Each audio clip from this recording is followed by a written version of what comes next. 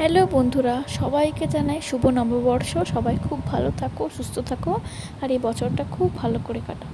এটা ছিল আমার নববর্ষের সাজ।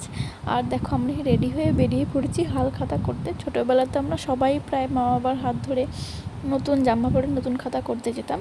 এখনকার না সেই চলটা অতটা নেই। তাও যেহেতু আমাদের একটা দোকানে ইনভিটেশন ছিল, তো আমি সেই দোকানে পৌঁছে গেছি।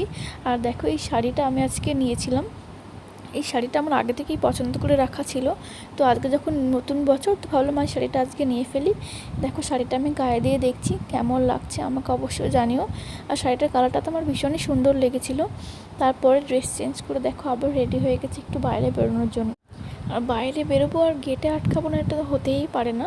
আজকে যেহেতু মঙ্গলবার, তো আজকে আমাদের নিরামিষ, তাই আজকে আমরা যাচ্ছি একটু চা খেতে, আড্ডা দিতে। যেহেতু বাইরে আজকে কিছু খাওয়ার নেই, তো আজকে চা খেয়েই থাকতে হবে। এই দেখো, এইটা হচ্ছে আমাদের আড্ডা দেওয়ার জায়গা। আমরা প্রায়ই এখানে আসি। দিল্লি রোডের ধারে বেশ এই সুন্দর জায়গাটা আছে, তো আমরা এখানে বসে আড্ডা দিতে দিতে বেশ অনেকটা রাতই হয়ে গিয়েছিল। তো চলো এবার বাড়ির দিকে যাওয়া যাক। বাড়িতে আজকে নববর্ষ স্পেশাল মেনু হয়েছে, চলো দেখি বাড়িতে কী রান্না হয়েছে।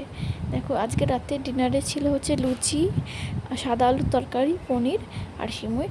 প্রত্যেকটা জিনিস আমার ভীষণ প্রিয়। তো আজকের ব্লগটা আমি এখানেই শেষ করছি। তোমাদের কেমন লাগলো অবশ্যই জানাবে।